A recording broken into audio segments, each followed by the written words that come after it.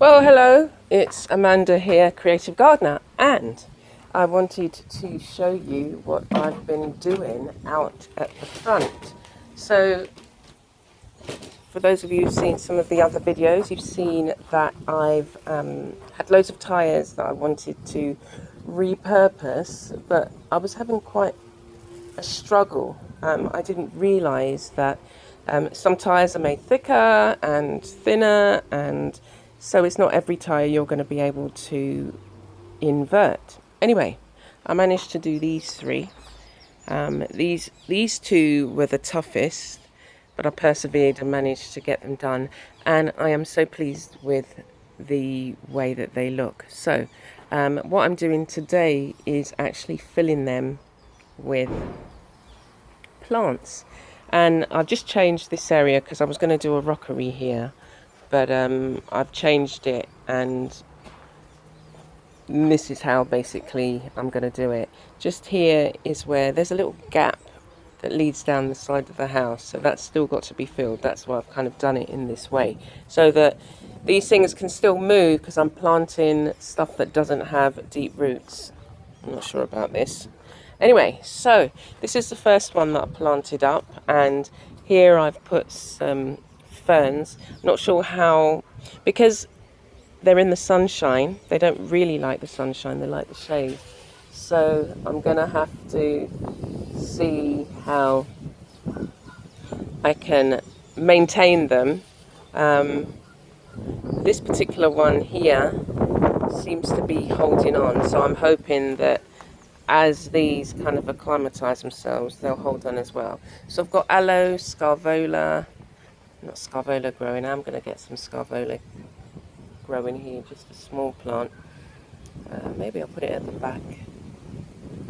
But the aloes is going to grow bigger, and so is the paddle plant. Sorry. So maybe I'm just going to leave these in here for now. And then in this one, I've got some more paddle plants which have filled those tyres. I want to take them, most of them, out of the tyres, and turn these tyres inside out, and then have them here. So and this plant was doing so well, but the snails and the slugs will eat it, or have eaten it.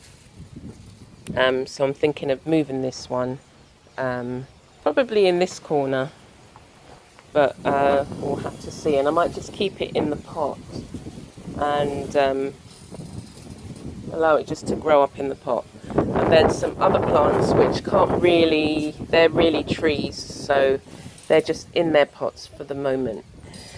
So yeah, this is on a budget.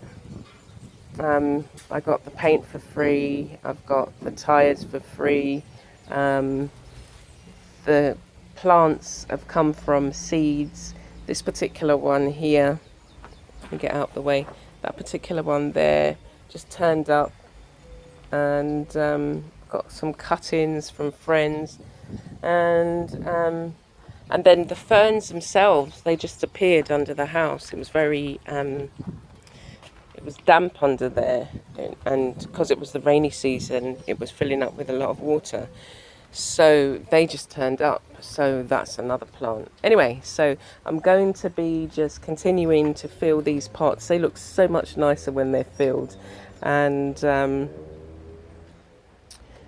I didn't paint all of the inside. I painted like the first couple of inches inside. Anyway, so I'm going to get the paddle plants in here and in here, and then plant the others just around them. Okay, so take care for now. Thank you for watching. Let me know how you're getting on. Let me know how you're handling your plants, dealing with your plants, maintaining your plants. I've got some other small ones growing here. There's a guinnip I'm going to have to move because that's a big tree just down there.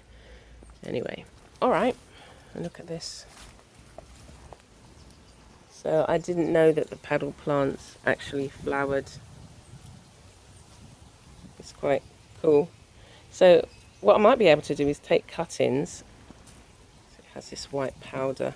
Take cuttings and put bits of this into the soil and see how it goes. But first of all, I need to remove the big ones and reposition them, and remove these, and fill the last container with the remains of this so that things can get growing.